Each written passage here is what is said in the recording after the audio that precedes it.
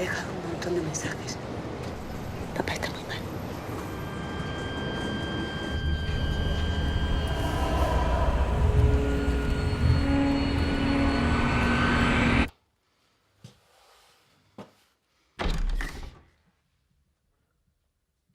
Esta casa se vende.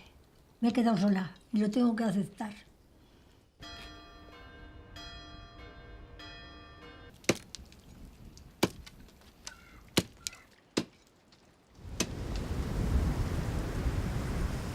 En la época más bonita allí, para el campo. Me acuerdo de la primera vez que fui a ver a Pina Bausch. Después el abuelo me dijo que habías estudiado con ella. El abuelo me dijo que no te había visto bailar. ¿Dónde estabas? Te tenía que pasar una cosa muy gorda. Porque se estaba muriendo, Mónica.